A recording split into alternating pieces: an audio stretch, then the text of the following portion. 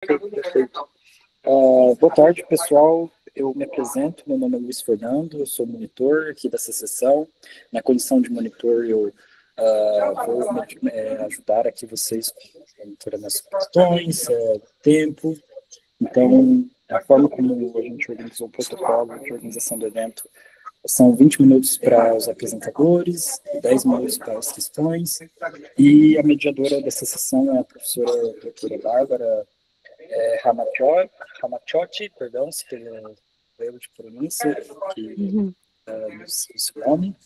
A professora Bárbara, ela é doutora em filosofia política pela UF de São Paulo, ela tem mestrado e graduação em ciências sociais pela UFRJ e atua na área de ensino da filosofia. Desejo a todos um bom evento. Vamos só ver aqui, porque acho que a gente vai mudar a ordem conforme já os presentes, né? O primeiro seria o Fredson, que eu acho que não está, né? Não está presente. Depois a Jailma, o Josimar, o Anderson e o Bruno. Então, parece que só o Josimar que está como apresentador. Acho que o Lucas e o Flávio, acho que não vão apresentar nessa mesa, né? Estão só como participantes. Então, a gente tem, por enquanto, só o Josimar dos alunos apresentadores, mas como ele... Então, Josimar, tudo bem a gente começar com você? Você tem 20 minutos para apresentar o seu trabalho, e depois a gente teria aí mais uns 10 de debates, e aí nesse meio tempo pode ser que os outros apareçam, tudo bem? Tudo bem, sem problema. Para a gente não atrasar muito aqui, né? Então vamos dar início. Tá, só um momento, eu vou transmitir, tá?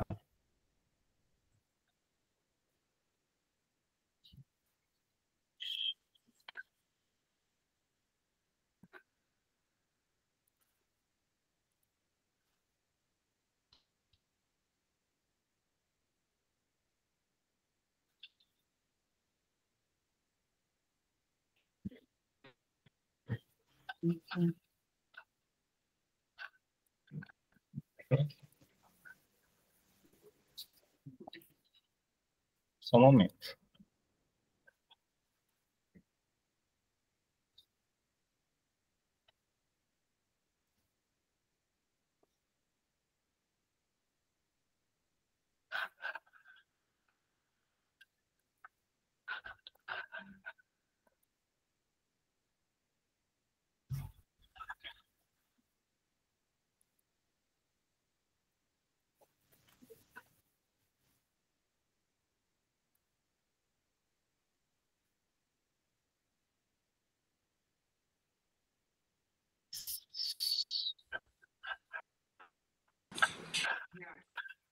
Estamos vendo. A apresentação está aparecendo para vocês? Está. Não? Está sim. Acho que... Está aparecendo. Tá ok. Aí, se você puder, agora que você colocou a apresentação aí, fica mais fácil, mas se você quiser fazer uma autoapresentaçãozinha, ou só nomear antes de você começar a sua fala. Sim, sim. Tranquilo. Então, boa tarde a todos que estão presentes. Eu me chamo Josimar, sou da Universidade Federal do Acre, do polo da Universidade Federal do Acre, e já defendi a minha dissertação, né? Então já estou com o título de mestre. Minha turma é a primeira turma aqui no Acre, de 2023, então eu sou um egresso já do Prof. Filo, né? Então, é com muita alegria que eu tenho a honra de apresentar o tema da minha dissertação, que foi o ensino de filosofia no contexto da hipermodernidade, que é uma leitura a partir do filósofo francês Guy Lipovetsky, né?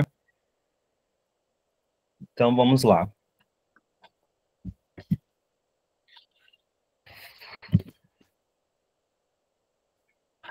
Na minha dissertação, eu procurei trabalhar com o objetivo central em repensar o ensino da filosofia à luz da hipermodernidade. Esse tema foi um tema que foi amadurecendo, a gente foi amadurecendo, eu e o meu orientador, no decorrer das pesquisas, né? Pois o meu objetivo principal, de início, né, no projeto, foi trabalhar o uso das tecnologias em sala de aula como instrumento de ensino da filosofia, tendo em vista que a gente vive, né, nessa revolução da tecnologia, da implementação das metodologias ativas na sala de aula. Então, nós, enquanto docentes, nós temos que estar todo o tempo se reinventando, né, para poder acompanhar essas mudanças da contemporaneidade. E a partir dos estudos e em conversa com o meu orientador, me surgiu o meu orientador me deu essa proposta de trabalhar a hipermodernidade. E então eu procurei pesquisar sobre e acabei me deparando com Gilles Lipovetsky, né? Esse filósofo francês que desde os anos de 1960, 70, ele já falava dessa questão da hipermodernidade, né? Mas a gente ainda estava vivendo aquela questão ali da modernidade ainda, os ideais, né, iluministas que foram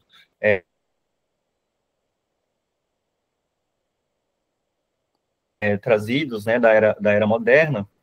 Então, o Guilherme Lipovetsky, ele vai analisar essas características do homem moderno e trazer essas características para hipermodernidade, né? Essas transformações para a hipermodernidade, pois ele não acredita, por exemplo, que nós passamos por uma pós-modernidade, né? Que eu vou trabalhar mais à frente, né? Então, e é a partir dessa vivência docente e dessa teoria do filósofo que eu vou abordar essas questões filosóficas que estão mais relacionadas com esse jovem hipermoderno, a qual eu caracterizo aqui, né, como os nativos digitais, né? Os nativos digitais, aqueles alunos que já nasceram nessa era digital, né? Então, eu trago uma reflexão, né, para que como chamar a atenção e trabalhar a filosofia de forma mais engajada na sala de aula, trazendo essas características, né, da hipermodernidade. Então,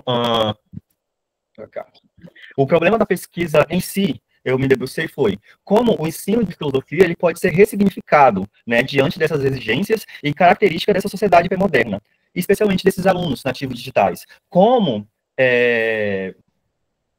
chamar a atenção para esse aluno que está nessa superficialidade das redes sociais,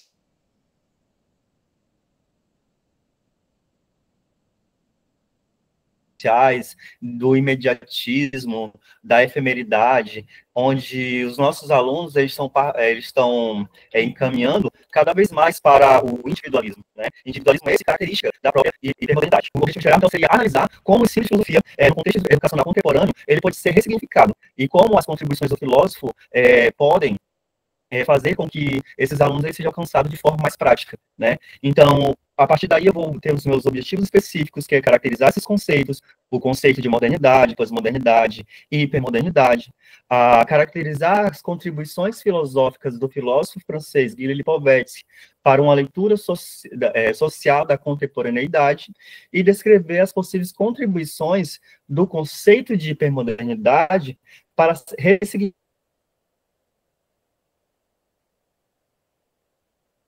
significar o ensino de filosofia nessa era hipermoderna.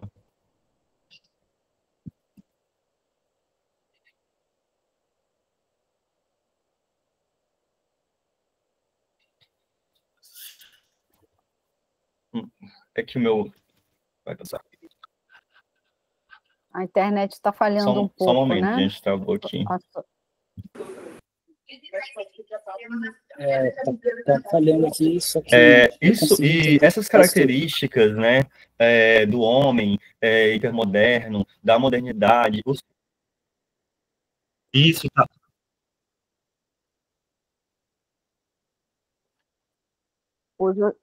Sim, sim. Eu acho que a minha internet está um pouco ruim. No capítulo 1, então eu vou trazer esses conceitos, né, o contexto histórico, porque... A internet está oscilando um pouco, então, se você puder só retomar um pouquinho o que você estava falando. Sim, retomo sim. Só um momento.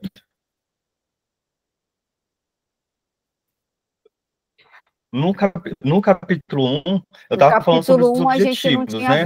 O objetivo, então, Isso, aí o objetivo a gente viu, só agora a partir do capítulo 1. Isso, no capítulo 1 não.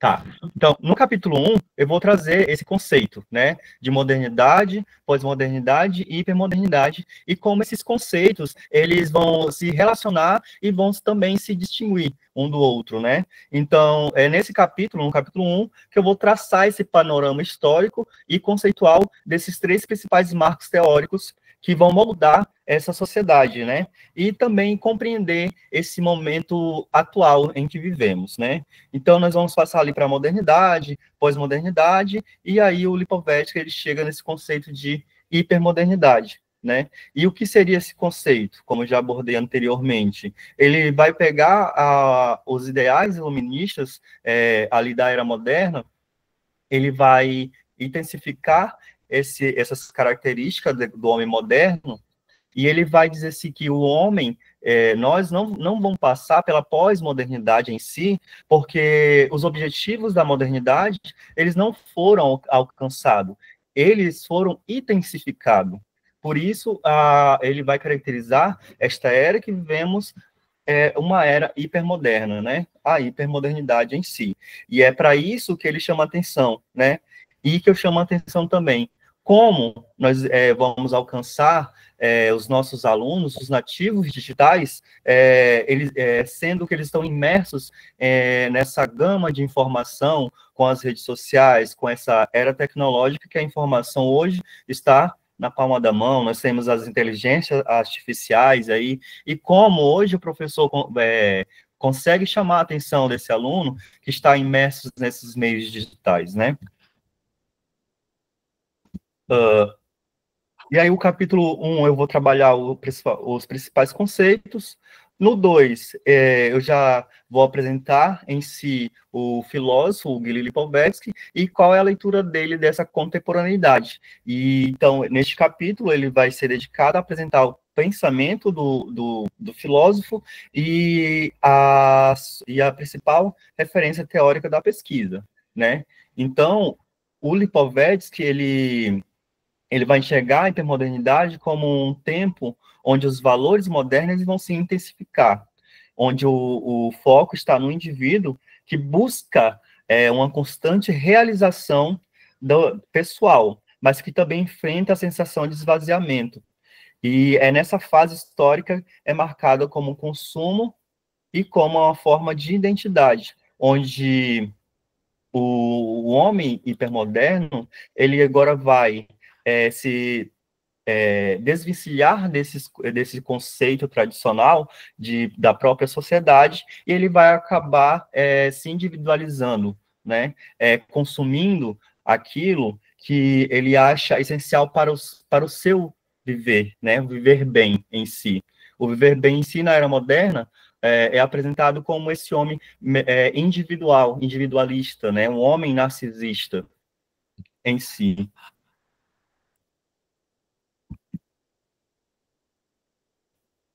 Já no capítulo 3, eu vou abordar a hipermodernidade e ensino de filosofia, né? Que nesse capítulo é conectada a teoria hipermoderna com o ensino de filosofia, refletindo sobre como a disciplina ela pode se renovar. nós vemos ainda que o ensino de filosofia ele ainda vai estar pautado ali nos modelos antigos, né? Em aulas expositivas, conteúdos clássicos, né? E que muitas vezes eles não vão dialogar com a realidade dos nossos estudantes, desses estudantes nativos digitais.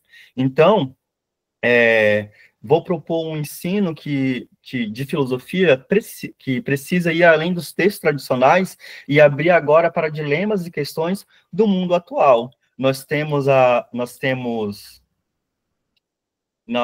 no currículo ali o conceito de ética a ser trabalhado em sala de aula, o conceito de moral em si.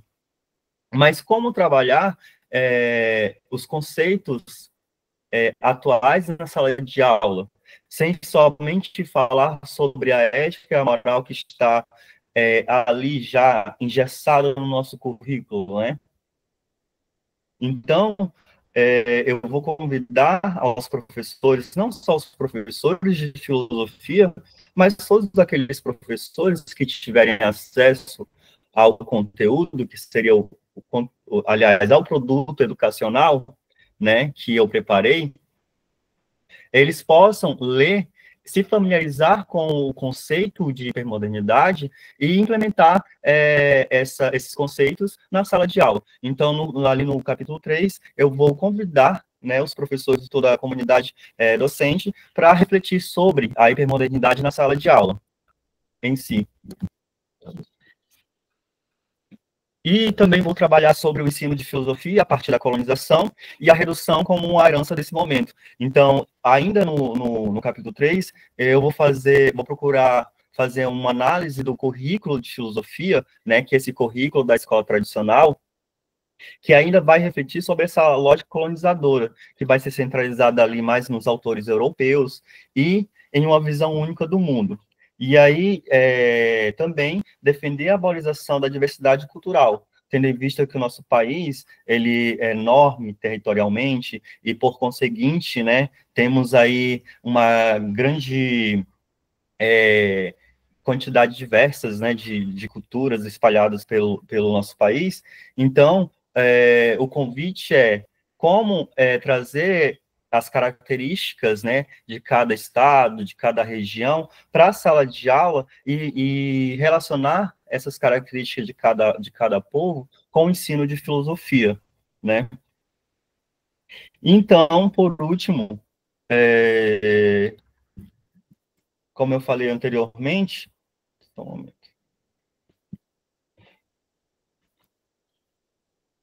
seria o próprio produto educacional. A princípio, o produto educacional, ele seria uma história em quadrinhos, né? Uma história em quadrinhos feita ali a partir de inteligência artificial, que já seria um convite, né? Como trabalhar certas metodologias em sala de aula. Mas, em decorrência do prazo em si da defesa, eu e o meu orientador, a gente achou melhor a gente transformar a dissertação em um e-book e esse e-book ser disponibilizado de forma gratuita, né, para todos os professores, não só da área de filosofia, mas também todos os professores que assim queiram e se interessem sobre o tema, sobre a hipermodernidade em si. Então, seria isso a minha apresentação e o meu produto educacional em si. Muito obrigado pela atenção de todos.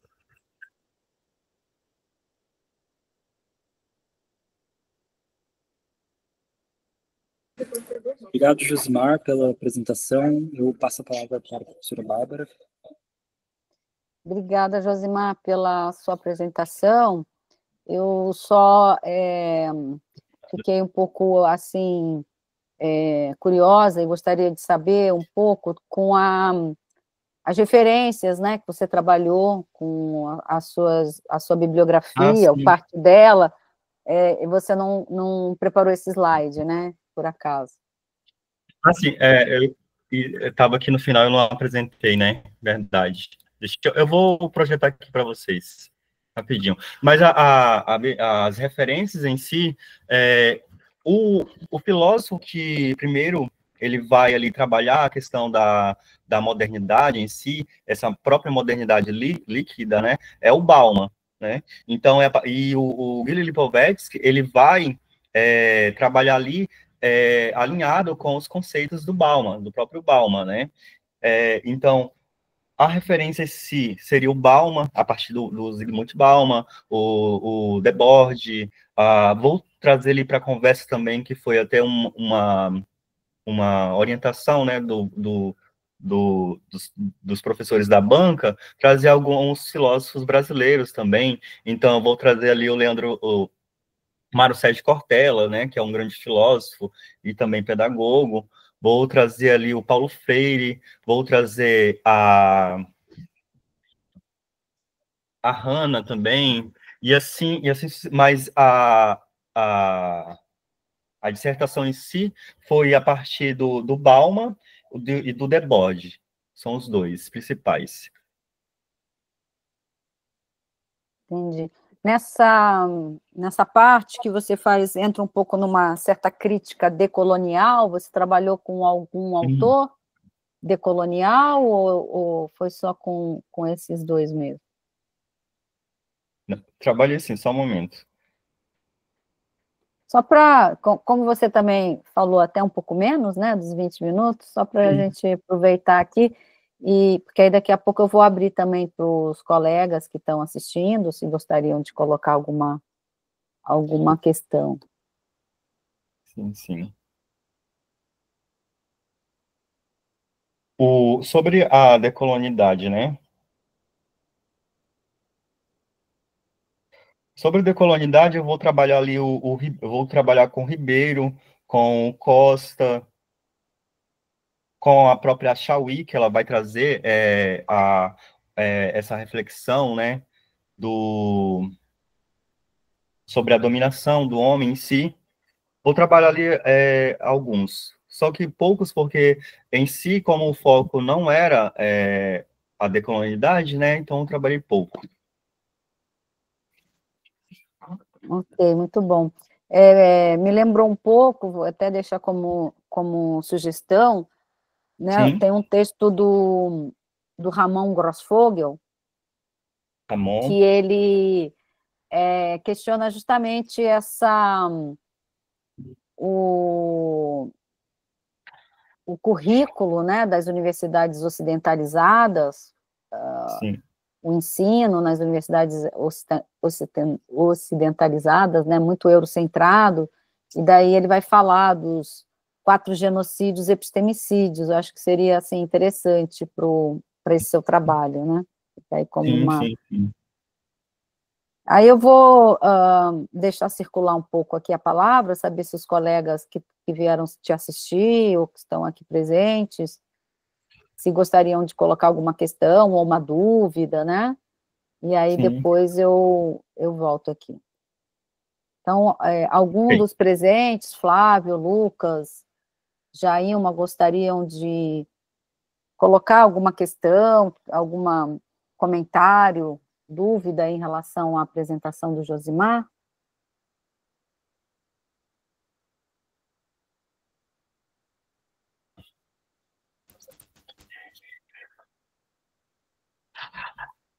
Não.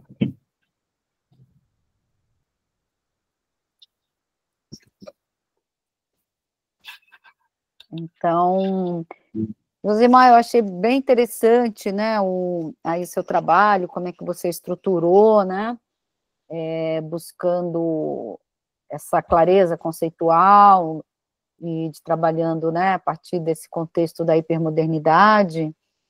E assim, interessante ali a saída, né, do produto educacional acabar ficando no e-book, né, da própria dissertação.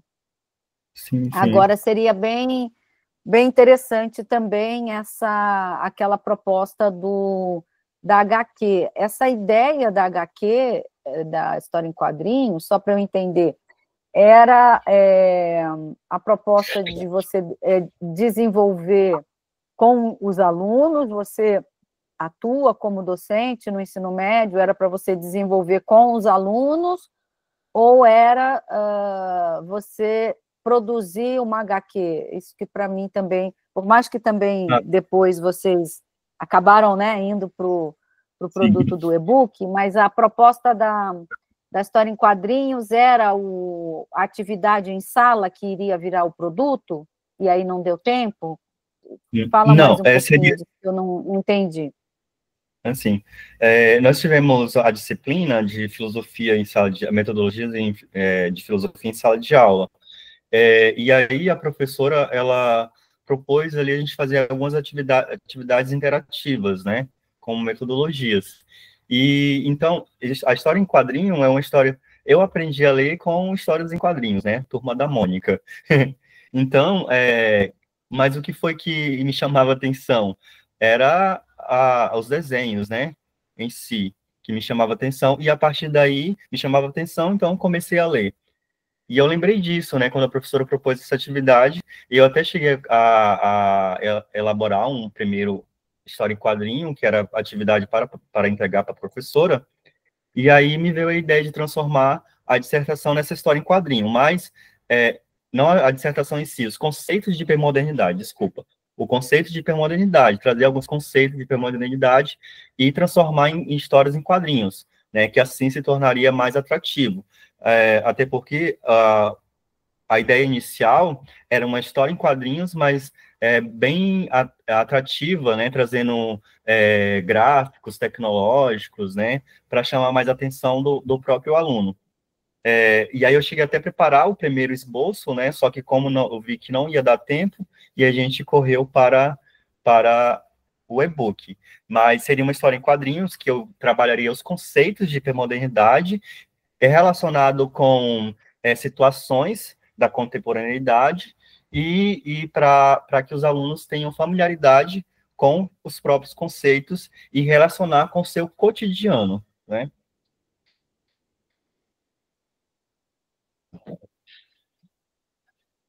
Ah, tá, entendi. Aí, no caso, não há essa necessidade de apresentar um produto pedagógico que você tenha desenvolvido em sala de aula. Não entendi. No caso aí do Prof. Filo, né, que você fez Sim. na Federal do Acre, não há uma exigência de apresentar um produto educacional que você tenha desenvolvido em sala? Não tem a necessidade. Uhum. Inclusive, foi orientado que poderia ser um produto que a gente poderia trabalhar depois, até mesmo da defesa, e aí trabalhar futuramente, né? Não, e aí eu Uhum. decidi, assim, trabalhar, e mais por esse viés, né? Mas não tinha obrigatoriedade de um produto em si para trabalhar na sala de aula ou com os alunos, até porque precisaria passar pelo CEP, né? Que é um processo mais demorado, e aí Uhum. eu decidi ir por outro caminho. É bem interessante, né? Porque, de certa forma, também vai criando um acervo, né? Das dissertações, né? O fato de ser e-book também facilita o acesso, né? Sim, sim. Inclusive, como a hipermodernidade é um assunto bastante atual, vamos por dizer, eu trabalho o conceito de hipermodernidade com alguns fatos que vão surgindo no dia a dia. Eu preparei um e-book, estou preparando um e-book que ele está sendo dividido em 3 partes, onde eu trabalho a questão das doenças mentais na era hipermoderna, né? Até porque a própria psicologia, ela vai surgir a partir daí, né?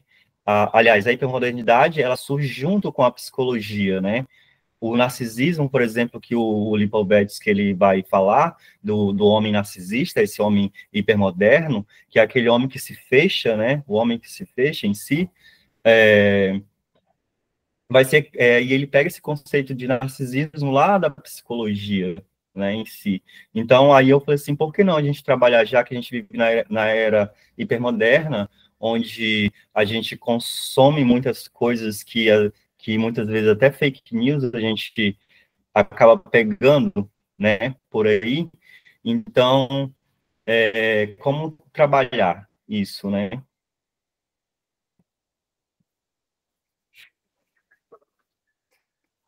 Interessante. Só pontuando, né, que aí no caso o narcisismo, né, um conceito mais da psicanálise, né, a partir de Freud. E, isso. É que quando eu falo psicologia, eu englobo assim tudo, né? Porque a psicanálise ela não se reduz à psicologia nem vice-versa, mas é aquela coisa de professor, né? Só para te ajudar aí até para você buscar esses caminhos, né? Bastante interessante. Sim. O Luiz levantou a mão. Ah, Luiz. Sim, eu aproveitando ainda nessa organização dos conceitos e a forma como se expõe ele, eu gostaria de fazer uma pergunta um pouco simplória até. Você conseguiria me explicar, Josimar, a diferença do hipermodernismo e pós-modernismo, principalmente pós-modernismo no Jean Baudrillard e esses autores dessa leva? Deixa eu ver se eu entendi. Relacionar um pouco os conceitos de modernidade, pós-modernidade e hipermodernidade? Seria isso? Sim, é porque assim, você expôs muito bem o conceito de hipermodernismo no Giri Lepovetsky, e eu não entendi muito bem como instrumentalizar esse conceito, pensando em leituras prévias que eu já tenho em conceitos sobre pós-modernismo. Aí você conseguiria me explicar se há uma diferença, se há correlações entre pós-modernidade e o conceito desse autor? A relação entre pós-modernidade e hipermodernidade, o Lipovetsky ele vai falar assim, ele evita o pós, né, de pós-modernidade, porque o pós, quando você fala em pós, ele vai falar assim, o pós já está caindo em desuso, né, já está obsoleto, ele vai falar. Então, quando ele fala que está obsoleto, é porque os ideais, né, trazidos pela modernidade, onde a autonomia do homem, o homem tem a liberdade de pensar, mas ainda ele vai pensar em sociedade, ali, no meio disciplinar da sociedade, né, na modernidade. E só que o homem em si, ele vai procurar se desvencilhar desses valores coletivos.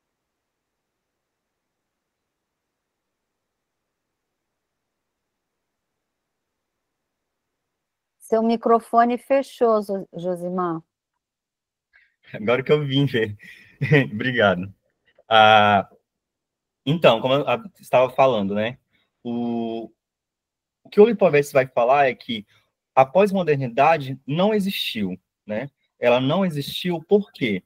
Porque os ideais iluministas, né, as características do próprio iluminismo, elas não foram sanadas. Elas não foram sanadas, muito pelo contrário, elas foram intensificadas, né?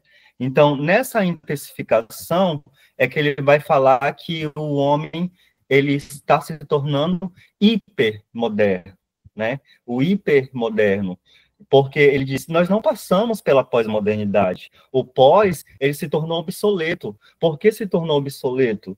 É como se nós pegássemos uma promessa lá de 20 anos, né?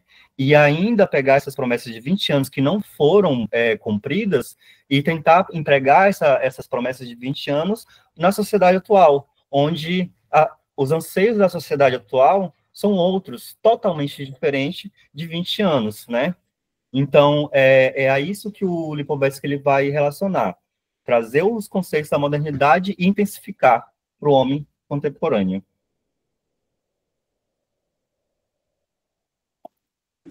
Perfeito, muito obrigado.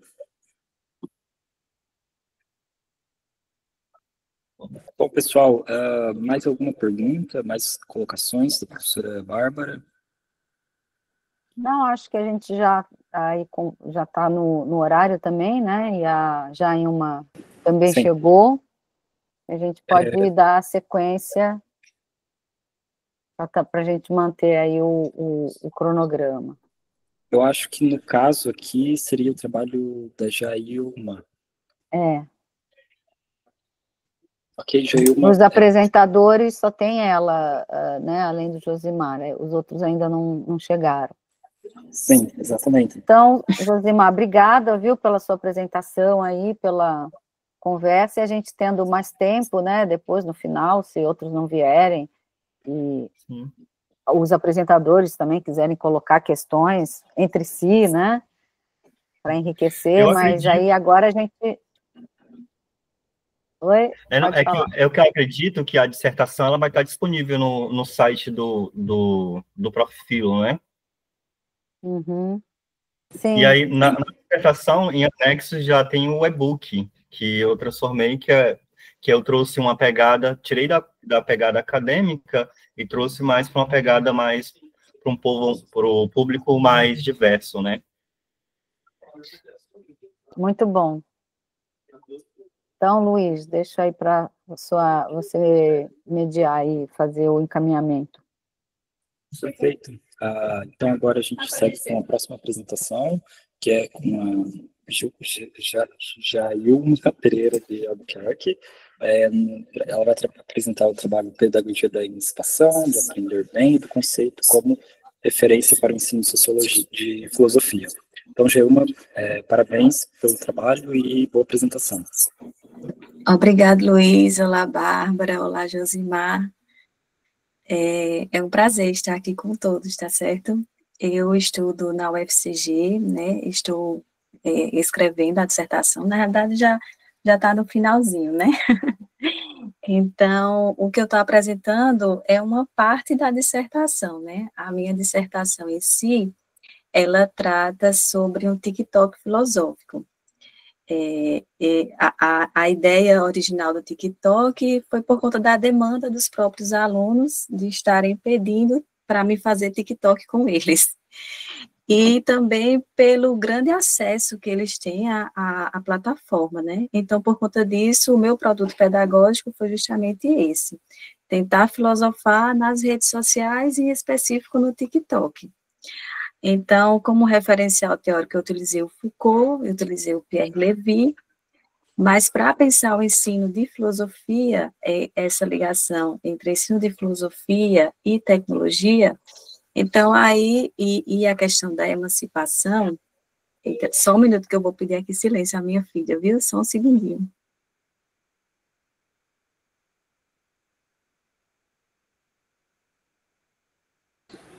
Estamos te ouvindo perfeitamente, Jailma. Então, é porque eu pedi silêncio à minha filha. Então, a questão de pensar essa ligação entre tecnologia e ensino de filosofia, e a questão da emancipação do sujeito perante as redes sociais, as tecnologias, as plataformas digitais, enfim, todo esse movimento.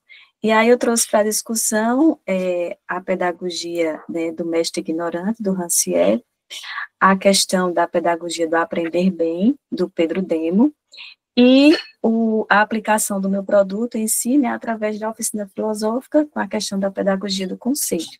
Então, eu vou colocar aqui uns slides, vocês me dizem aí se está passando, só um minuto.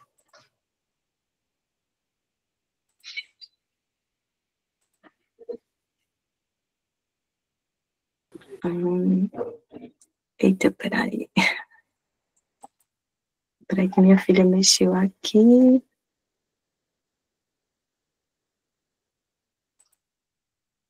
Só um minuto. Vocês estão vendo o slide direitinho? Perfeitamente. Deixa eu passar aqui só para ver. Só clicar onde tem essas duas setinhas assim, ó, para ampliar a tela. Só um minuto. Está até marcado ali. Ou você clicar onde está escrito apresentar, ele vai para o modo de apresentação. Mas é porque, no caso, ele está... Só um minuto. Deixa eu voltar aqui.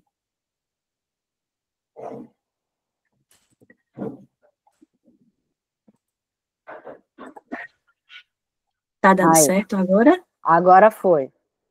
Pronto. Então, o tema, né, a pedagogia da emancipação, do aprender bem do conceito, como referência para o ensino de filosofia.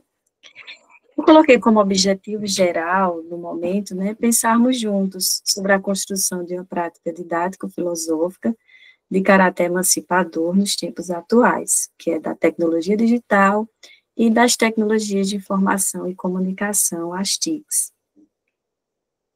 Como objetivos específicos, eu coloquei compreender o ensino de filosofia como prática emancipadora e analisar a pedagogia do mestre ignorante, do Rancière, do Aprender Bem, de Pedro Demo e do conceito de Silvio Galo como propulsoras do ensino de filosofia, associado ao cyberespaço, né, ao espaço virtual. Na nossa hipótese, o ensino de filosofia pode ser favorecido por práticas de emancipação que decorrem do mundo virtual. Como consideração inicial, pensar na junção entre ensino de filosofia e pedagogia. É considerar a importância do ato de aprender a aprender e aprender a filosofar, né? Que são essas duas uniões. Duas questões atuais, visto que o Prof. Filo se debruça sobre essas discussões através da produção de artigos, GTs, dissertações, teses, uma discussão recente na academia, mais antiga para nossos filósofos. O Mestre Ignorante, né? A obra base é O Mestre Ignorante, de Jacques Rancière. O dilema da obra é ensinar sem explicar, para que o aluno possa emancipar-se da dependência de um mestre explicador. Então, está lá na obra, né, Jacques Cousteau, um pedagogo revolucionário, e ele, então, chega à Universidade da Bélgica, se eu não estou enganado, onde as pessoas falam holandês na época, e ele tem que, então, ensinar, e ele não tem como explicar, né? E aí ele pega a obra Telêmaco, que era uma obra bilíngue na época, e eles também têm que traduzir do francês, né? Ele falava francês. E aí ele se dá conta que funcionou, que o método dele, que ele chama de ensino universal, funcionou. E aí é onde ele vai perceber que o método do mestre explicador, ele é um método embrutecedor, ao contrário do método do mestre ignorante, né? Que ele vai depois pedir que eles escrevam em francês aquilo que eles entenderam, e ele não esperava que o retorno fosse tão bom. E ele descobre, então, o método do ensino universal. E aí, nesse ensino universal, ele busca emancipar, para emancipar, o mestre precisa ser emancipado. E aquele que é ignorante aprende sozinho, né? Então, tem como pressuposto o mestre ser emancipado. Pressuposto de que todos os indivíduos são igualmente inteligentes e têm a capacidade de aprender qualquer coisa, desde que queiram. Então, Rancière, ele coloca a importância da vontade, né, perante o aprendizado. Então, como pressuposto, né, nós temos a vontade, e da igualdade das inteligências. Então, ele diz que o mestre explicador, ele parte do pressuposto da desigualdade das inteligências, né? E por isso, o mestre, que no caso ele coloca como embrutecedor, ele parte da ideia de que ele é superior, a inteligência dos alunos são inferiores, ele precisa partir do simples para o complexo, e quem determina todo esse processo é ele. Em compensação, isso não contribui em nada para o ganho dos alunos, porque os alunos, eles não aprendem o movimento do raciocinar, eles não aprendem uma série de coisas importantes, enquanto fica centrado tudo no protagonismo do professor. A hipótese de que a igualdade das inteligências não é algo a atingir, mas deve ser o princípio de todo o ensino e de toda a relação entre o mestre e o discípulo. Essa é a hipótese do Rancière. Aqui tem uma frase importante do Langon, que diz assim: a atividade filosófica do mestre consiste em gerar ou dar poder ao outro. Isso quer dizer também fazê-lo responsável. Nisto reside a fecundidade, a atividade de produzir a capacidade de pensar, dizer e agir de outro, que implica a realização de pensamentos, palavras, ações diferentes das do mestre, ou seja, não é uma reprodução do mestre, que lhe escapam ao querer e ao controle, Querer que o outro pense, diga e faça o que queira, isto não é um querer fácil. E aí eu coloco as nossas vivências de professores, né, no meu caso, com o ensino médio da rede pública, e a dificuldade que a gente está, em que eles queiram aprender, que eles queiram raciocinar, queiram dialogar, e a gente hoje se encontra com essa dificuldade. Quando a dificuldade ela não piora, né, que é quando eles querem que a inteligência artificial faça por eles, que torna as coisas ainda mais difíceis. Já o Aprender Bem, né, o Pedro Demo, eu trouxe a obra principal para minha dissertação, que foi Educação Hoje, Novas Tecnologias, Pressões e Oportunidades. Mas ele tem outras obras que ele vai falar sobre Aprender Bem, sobre o bom professor, né, nesse sentido. E aí tem uma pergunta fundamental que eu coloquei, que é de que forma as novas tecnologias podem melhorar as condições para a autoria. Então, existe uma preocupação fundamental no Pedro Demo, que é a autoria, tanto a autoria individual quanto a autoria coletiva, né? De que forma proporcionar, né, que o aluno se torne autor perante o mundo virtual, perante as redes sociais, as redes de modo geral. Então, Aprender Bem seria um compromisso primordial que pode ser estabelecido entre docentes e discentes. Então, o Pedro Demo, ele chama bem a atenção que o Aprender Bem deve ser, primeiramente, um compromisso do docente, né? E aí é o professor que busca aprender bem, ele vai, então, formar discentes que também buscam aprender bem. Esse aprender bem se dá pela produção de habilidades com as tecnologias, ao ponto de utilizá-las para criar ideias próprias, realizar verdadeiras experiências do pensamento, né? Esse é o objetivo, é que eles aprendam a utilizar os meios tecnológicos, né? E para isso a gente precisa de, por exemplo, aparatos tecnológicos nas escolas, a gente precisa de redes de Wi-Fi funcionando bem, precisamos de formação para professores, precisamos de uma série de coisas que, infelizmente, ainda está muito a desejar. Mesmo a gente sabendo de notícias, de investimentos do governo federal, nessa questão da inclusão, mas a gente está vendo que está bem difícil. Eu trabalho numa escola enorme, e a escola só tem 2 projetores funcionando. O Wi-Fi funciona muito fraco, né? Às vezes funciona, às vezes não. Então, tudo isso dificulta esse processo. Mas, então, ele coloca uma frase importante, né? Ele precisa que os docentes desconstruam sua aula, aceitem humildemente que não são importantes para a aprendizagem dos alunos. Aqui, Pedro Demo é bem enfático, né? Ele faz muitas críticas à prática docente, à aula instrucionista, né? À aula conteudista. Ele faz muitas críticas em torno disso. E aqui não é que o professor não é importante, nem que a escola não é importante. Ele, pelo contrário, ele visa recolocar o professor, colocar o professor no lugar que ele precisa estar, que é um professor pesquisador, que é o professor autor, e ele também quer que a escola, né, volte ao lugar que ela tinha antes na sociedade, né, em que ela era referência do aprendizado. A aprendizagem para o Pedro Demo é uma dinâmica reconstrutiva, ou seja, o aluno somente aprende se reconstruir conhecimento. Não pode permanecer em escutar, copiar e devolver de modo reproduzido na prova.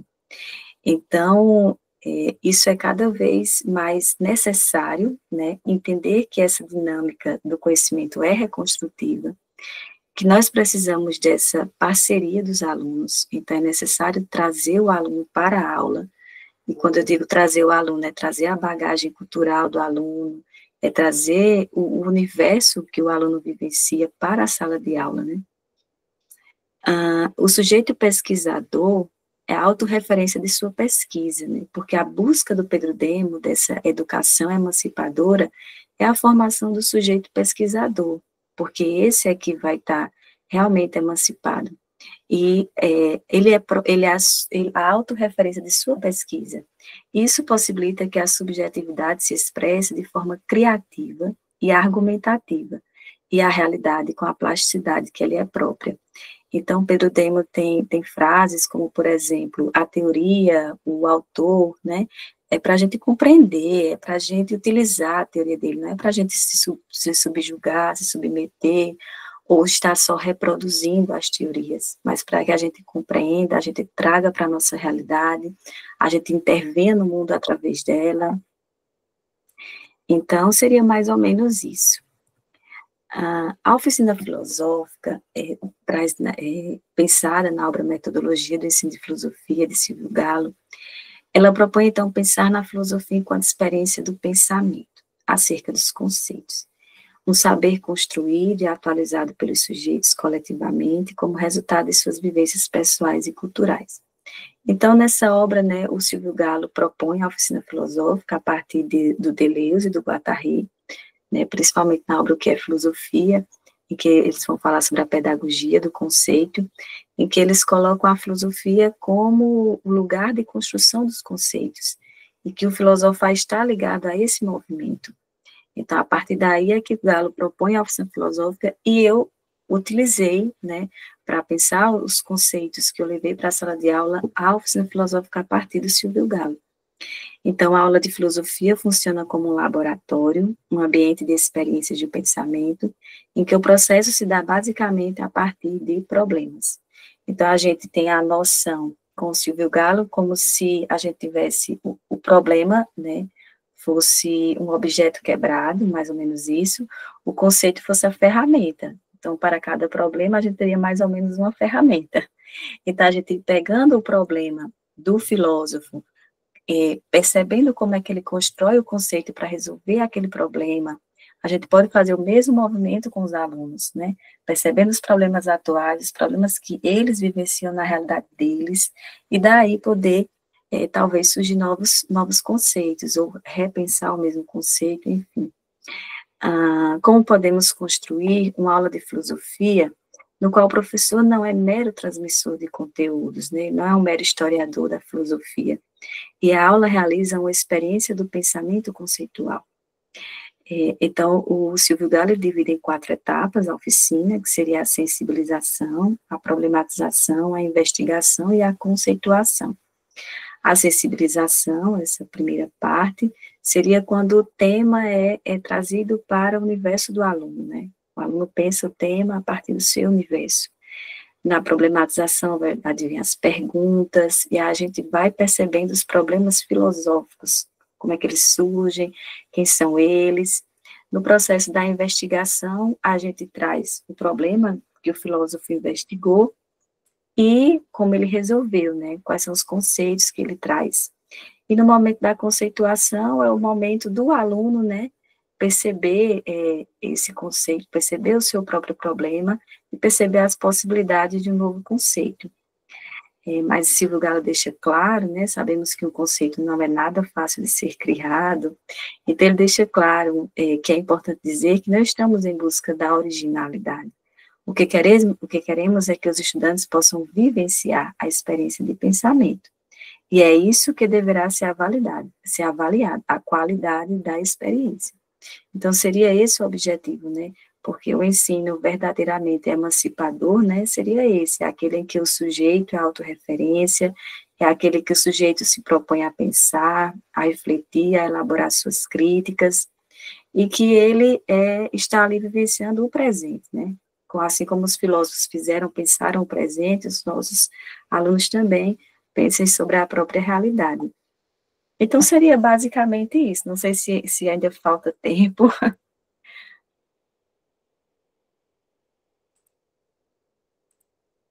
Sim, muito obrigado, Você Ilma, pela apresentação.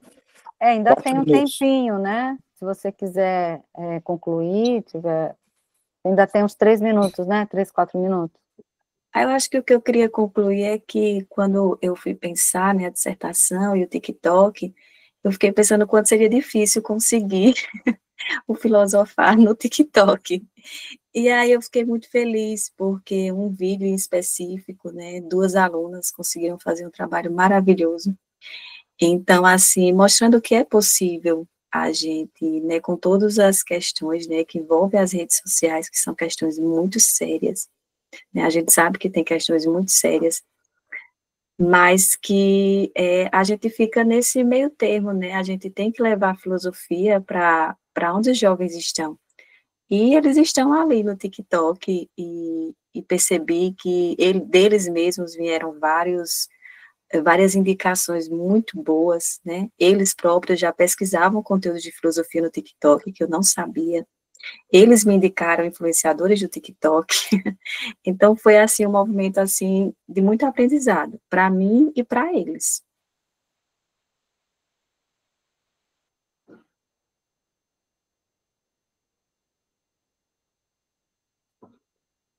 Perfeito, muito obrigado. Alguma pergunta?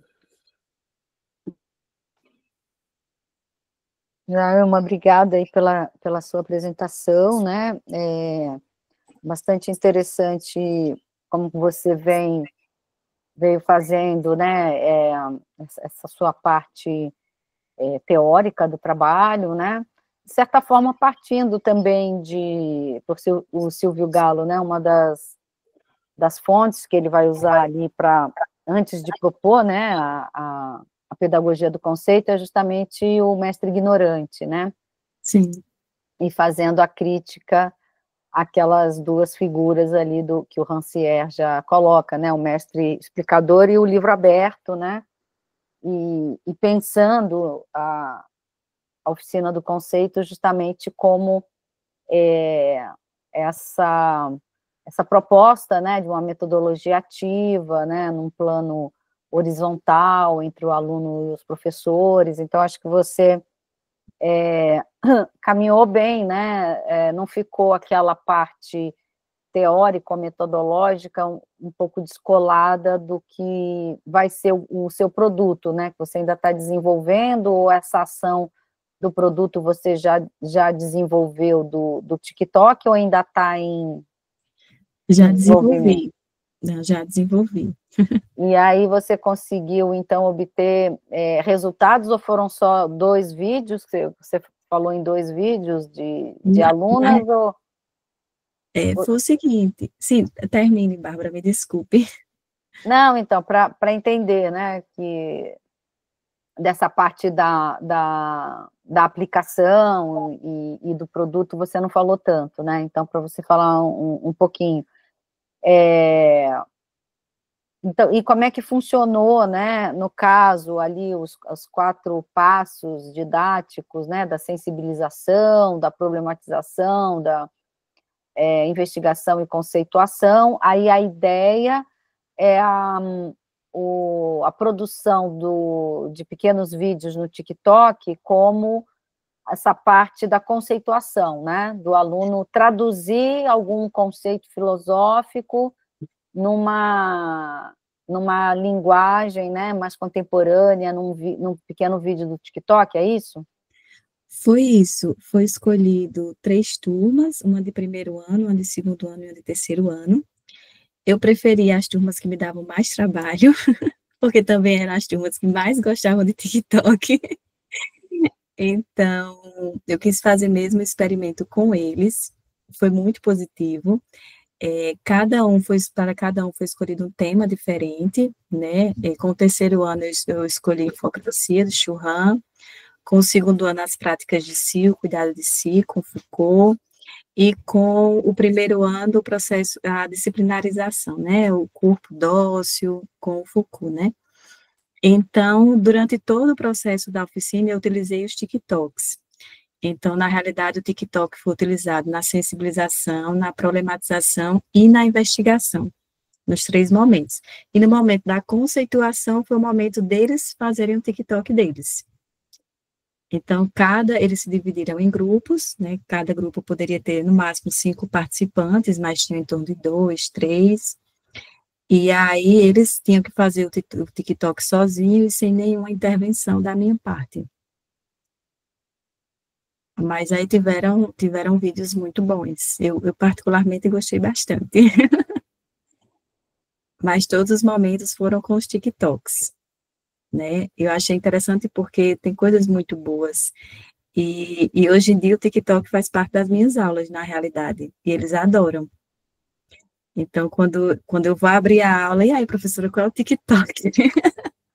E aí eles ficam muito animados, e aí já consegue trazer aquela energia, né? Porque eles estão na escola integral. Na escola que eu trabalho, nem quadro eles têm. Então, eles ficam ali sentados o dia inteiro, né? Assim, é desumano. Então, assim, quando eu vejo que eles se animam, né? Aquilo ali já é uma coisa muito boa, muito positiva para a aula, porque, em geral, eles estão sempre bem desanimados. A nossa realidade hoje, nas escolas integrais, pelo menos do Rio Grande do Norte, é bem complicada nesse sentido. Eles estão sempre muito cansados, reclamando bastante. Então, a gente tem que levar algo que conquiste eles mesmo, para lhe puxar, para eles terem atenção, né? E o TikTok contribui bastante nesse sentido. Está contribuindo, né? Ah, muito bom. Agora entendi mais. Eu achei que tinha sido só ali no final, né? Mas foi em todo o processo. Em todo o E aí processo. você agora tem esse repertório desses vídeos dos alunos que estão no TikTok. Isso. E daí Isso. você vai passando de uma turma para outra e com isso também aumentando essa produção e esse repertório. Isso. E é muito bom também porque eu termino influenciando eles, para eles se atentarem para utilizar influenciadores legais. Então, eles hoje seguem muitos professores de filosofia do TikTok, né, que eles não seguiam. Então, é essa influência, né? Essa influência que a gente precisa fazer com eles. Porque eu acho que o trabalho do professor hoje também está ligado a isso, né? A essa influência na sala de aula e dentro das redes, né? Ou a partir de nós mesmos, ou a partir de quem a gente indique. Uhum. Muito bom. Deixa eu dar uma rodada, se mais alguém quiser colocar aqui questão, depois eu volto. Eu só gostaria de fazer um comentário. Eu achei muito interessante esse trabalho porque ele expõe um problema muito latente que a gente tem hoje, de que se o profissional qualificado, ele não está nesses ambientes, pessoas com más intenções vão estar. Então, essas pessoas pessoas mal intencionadas, elas vão meio que uma bola de neve, elas vão ficando outras pessoas, e aí isso vai dando precedentes para a ascensão de várias aberrações que estão surgindo. Então, grupos incel, extremistas de esquerda e de direita. E aí, quando essas pessoas mais intencionadas estão nessas redes, é meio que você vai ofuscando a possibilidade de profissionais com boas intenções, que têm um trabalho sério, de proliferar um conteúdo que agrega na vida de uma pessoa que está se formando. Né? Sim, sim, Luiz, necessária essa consciência. Infelizmente, a gente sabe que o algoritmo, o universo da internet, né, não é um universo muito legal. E que a gente tem que sempre estar alertando eles sobre o uso demasiado. Eles usam muito o TikTok. Então, assim, quando eu coloquei antes da pesquisa, né, eu passei um questionário para eles e os celulares ainda não estavam proibidos, porque foi anterior o questionário. E aí, assim, eu fiquei muito preocupada, porque o uso deles da internet, das plataformas, das redes sociais, chegam a 7 horas por dia, chegavam 7, 8, 12 horas por dia. Então, assim, é muito uso, é muito exagerado. Então, o que é que eles estão fazendo nas redes, né? Então a gente tem que começar a falar sobre esse uso, como usar da melhor forma, que influenciadores são interessantes, né? Aconteceu essa questão do Felca, agora todos os meus alunos seguem o Felca. Então, assim, precisa vir essas coisas, né? Porque senão eles ficam só no algoritmo, o algoritmo reconhece ali a idade, e aí o algoritmo vai mandando tudo que não deveria mandar, né? Se a gente tivesse uma sociedade um pouquinho mais de ética. Perfeito. Muito obrigado pela colocação. Josmar, você gostaria de fazer uma intervenção na colocação? É interessante, né, sobre a questão do TikTok. falar em TikTok, o próprio nome TikTok, né, o aplicativo de vídeos curtos, ele já gera uma certa resistência, até por parte dos docentes, né, dos professores. Por que eu falo isso? Em 2018, final de 2017, 2018, eu fiz um artigo, né, estava na faculdade ainda, fiz um artigo sobre o uso das tecnologias digitais em sala de aula, que inclusive esse seria o meu projeto para o mestrado, né, e quando eu estava escrevendo esse artigo e apresentei esse artigo na Semana de Filosofia, eu fui ressachado de críticas, né, não muito boas, por assim dizer. Como usar o celular em sala de aula? O menino não tem o discernimento de saber usar o celular para pesquisar, para estudar, para fazer isso, aquilo, outro, né?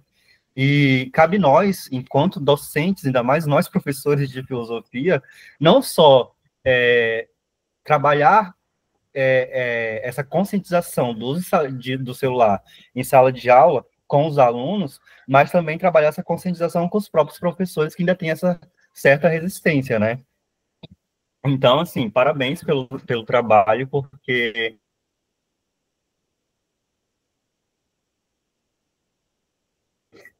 até um trabalho de resistência, né?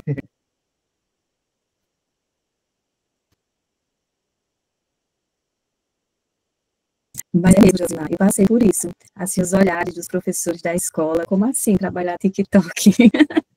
Vai influenciar o aluno para o que não presta, sabe? Como se o aluno não usasse o TikTok, como se eu fosse a influenciadora ruim, sabe? Então, passei por essas críticas todas, e é importante repensar essas coisas, né? Até porque os próprios filósofos, né? A gente tem Epicuro, e Diógenes e tantos filósofos que eles não se preocuparam com isso. Eles iam até as pessoas da forma como era necessário chegar, né? Se utilizavam da forma de falar, da forma de escrever, que fosse necessária ao entendimento. Então, a gente não pode esquecer a nossa própria tradição, né? O Epicuro, ele reunia todas as pessoas que quisessem frequentar, não importava a classe social, a cor, a bagagem cultural da pessoa. Então, a gente não pode esquecer a nossa própria tradição, né? É ir contra ela. Eu penso, né? Eu penso que seja ir contra a própria tradição. Não sei se eu estou errada, vocês me corrijam. Mas eu penso que a gente não pode deixar a bagagem cultural do aluno de lado, querer que ele deixe isso do lado de fora e entre na aula como se aquilo não fizesse parte da vida dele. Eu acho isso meio complicado.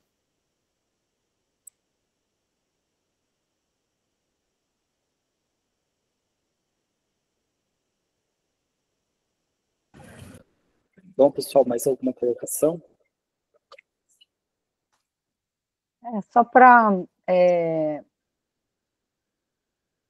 colocar aqui a partir dessa, né, essa reflexão, né, eu acho que tem muita resistência da filosofia, né, infelizmente, né, porque a gente vê que os filósofos, nos seus contextos, eles justamente tinham um papel de estar sempre pensando à frente do seu tempo, né, quando a filosofia, o filósofo era uma pessoa ali orgânica dentro do seu contexto, né? Então estava sempre refletindo e questionando. E por mais que a tecnologia, né, ela tenha né, esse uso ligado aí direcionado pelas big techs, né? Portanto, por mais que ela seja capturada dentro desse movimento da sociedade de consumo, do algoritmo, etc., mas se os filósofos, né, os professores de filosofia, que né, temos justamente como uma das tarefas refletir sobre o nosso contexto de uma forma crítica, se simplesmente a gente, não, isso daí é uma vulgarização, né, e a gente fica na Torre de Marfim, só lendo os filósofos clássicos e achando que os alunos vão ser poliglotas e ler os textos em grego, em alemão, em francês, Então, a gente vai continuar com a filosofia, né, como uma atividade elitista, né? E quando a gente ficou aí quase meio século, que é a história da filosofia no Brasil, né? 47 anos lutando para que ela voltasse para a educação básica, se a gente contar ali desde 61, com a segunda LDB, né? Que a filosofia se tornou disciplina optativa, aí já na segunda LDB de 71, com a ditadura já foi proibida, e com toda a redemocratização a gente só vai ter a filosofia de volta em todo o Brasil em 2008, né, para em 2018 já ser retirada. Então, na verdade, a experiência de filosofia na formação do jovem e da população brasileira é muito pequena, né? Se a nossa história de democracia e de país já é curta, né? Sobretudo se a gente pegar aí o tempo que a gente tem de república e dentro da república a democracia, o período de ensino de filosofia é menor ainda, né? Então, acho que em termos de ensino de filosofia, a gente tem um mundo para inventar, né? E se a gente quiser ficar com esse discurso distanciado do aluno, né, num ensino muito tradicional, aí que não vai conseguir espaço mesmo, né? Porque a disputa por esse espaço, seja por outras disciplinas, e a disputa por esse espaço na mente do aluno pelas big techs, é brutal. Então, se a gente vai ficar ali numa posição purista, né, a gente não vai somar nada nesse jogo. A gente só vai fortalecer a exclusão, de fato. A filosofia não serve mesmo para nada, porque quando ela está na escola, ela se torna uma coisa enfadonha, que os alunos detestam, ficam ali falando de filósofo, de conceito, pensamento crítico, mas ninguém se apropria disso, né, para nada, o aluno não quer nem assistir a aula. Então, eu acho que é esse desafio, né, e, enfim, apesar da nossa mesa nem ser a mesa ligada, né, a essa questão das tecnologias, o ensino de filosofia, porque tem esse eixo, né, mas a gente vê como essa questão está presente no trabalho de vocês que estão dentro da escola, porque é essa realidade que está fervilhando, né, na sociedade. E aí, fechar os olhos para isso é ficar um pouco alheio, fazendo uma discussão ali, e de práticas, né, que talvez para o aluno não seja muito interessante, né. E muito engraçado, né, que eu estava aí nesses últimos anos, como professora visitante na UFABC, e aí justamente dando aula, né, de ensino de filosofia para licenciaturas, e eu coloquei como também uma proposta a produção de vídeos usando a inteligência artificial, aonde os alunos mais torceram o nariz foram os licenciandos em filosofia, né.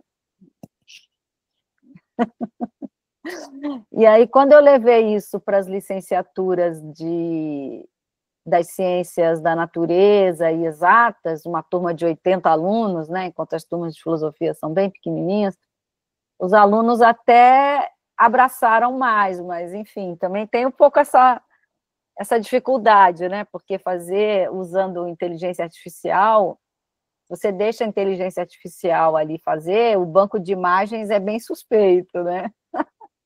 E aí, trabalhando com a crítica ao racismo e questão de movimentos sociais, então, por exemplo, sempre quando aparecia movimento social, alguma coisa assim, em Brasil, em mudança, aí quais eram as imagens que apareciam, né? Aquelas imagens da turma da camisa da seleção brasileira, né? O pato amarelo da Fiesp, como se isso que fosse exemplo de movimento social, né? Então, também tem essas contradições, né? A gente usar, mas tem os limites, né? E aí, mais ainda é importante, eu falei assim, olha a importância da gente ter inteligência artificial com um banco de imagens nosso, brasileiro, e do campo progressista, e senão a gente vai, na hora de buscar uma imagem ali de movimento social nas ruas, só vai achar um pato amarelo da Fiesp. E os patos ali de camisa amarela. Mas é isso, pessoal. Então, vocês estão aí de parabéns. E acho que não apareceu mais ninguém, né, Luiz? Dos apresentadores. Nessa nossa mesa aqui, só o Josimar e a Jailma, né? Correto, professora, só isso mesmo. Os outros 3 abandonaram. Sim. E aqui a nossa plateia, mais alguém gostaria de fazer um comentário? Josimar. Não, era só uma questão, é que eu estava olhando as instruções, né, para a sala, as apresentações, aí tem 14 horas, né, início às 14 horas. Eu quase perco, porque aqui o Acre, o fuso horário é diferente, né, aí eu só fiquei com 14 horas na cabeça. Aí, quando estava chegando às 14 horas, o horário daí, que aqui é às 12, né, é que eu lembrei que seria horário de Brasília, quase perco. Eu acredito que também alguns devem ter se confundido.